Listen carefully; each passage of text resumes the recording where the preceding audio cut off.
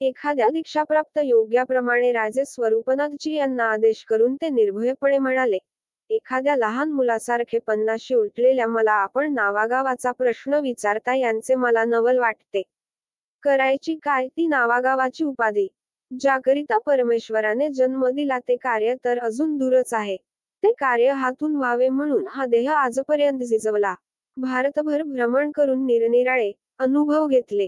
या भारतभर केलेल्या भ्रमंतीत अनेक प्रदेश पाहिले, अनेक प्रकारची माणसे पाहिली, त्यांचे आचार विचार, रीतिरिवाज पाहिले, अनेक जाती, अनेक पंथ यांचा अभ्यास केला.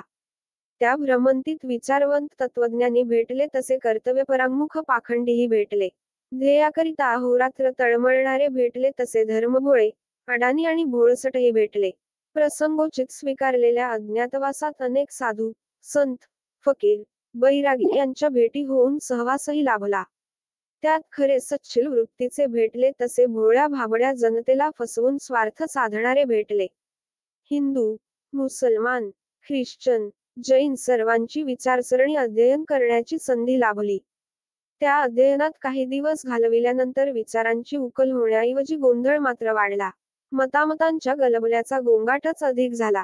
एकाग्रतेवर भर देऊन त्या गोंगाटातून निष्कर्षाचा शोध घेण्याचा कसून प्रयत्न केला, पण हवा तो शोध लागला नाही.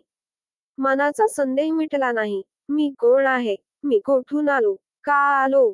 ज्याने मला जन्म देऊन पोसले, जन्माआधी मातेच्या उदरात संरक्षिले त्या परमेश्वराची जवळीक मला लाभेल का? जीवनात तो परमेश्वर भेटेल का? आणि भेटला तर कसा भेटेल? कुठे भेटेल? कधी भेटेल? हे सगळे काही समजावून घेण्यासाठीच मी आपणास शरण आलो आहे.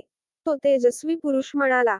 योगी स्वरूपनाथजी यांच्याबरोबर हिमालयात गेल्यानंतर माझ्या सेवेवर संतुष्ट झाल्यामुळे तेथे मला नाथपंथीय योगदीक्षा मिळाली आणि तेव्हापासून नाथपंथीय या देहाला योगी जागरनाथजी ही संज्ञा प्राप्त झाली. हेच जंगली महाराज. त्यावेळी त्या अलौकिक पुरुषाचे डोळे हिऱ्याप्रमाणे चमकले आणि काही वेळा त्यांची अवस्था देहातीत झाली. त्यावेळी तो दिव्य पुरुष महान योग्याच्या अनिर्वाच्य अवस्थेप्रत जाऊन पोहोचला.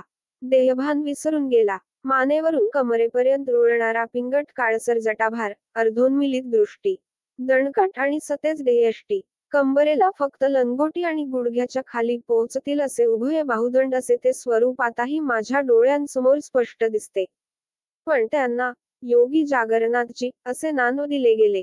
अत्यंत कमी निद्रा ही एक योगातील स्थिती आहे. अत्यंत कमी निद्रेमुळे दिवसच्या दिवस आणि रात्रीच्या रात्री म्हणजे जवळजवळ सदैव जागृत अवस्थेत धुनीपुढे बसून ध्यानमग्न राहणे ही महान योग साधना आहे. अशा अवस्थेला पोहोचणारे फारच थोडे असतात. तो तेजस्वी पुरुष त्यापैकीच एक होता आणि म्हणूनच त्याला योगी जागरनाथजी असे नाव मिळाले. अलाहाबादच्या मुक्कामात ती हकीकत जागरनाथजी यांच्याकडून समजली. आता पुढील योजना काय? या माझ्या प्रश्नाचे उत्तर देताना जागरनाथजींनी सांगितले की, योगाच्या पुढील अभ्यासासाठी मी काय करावे?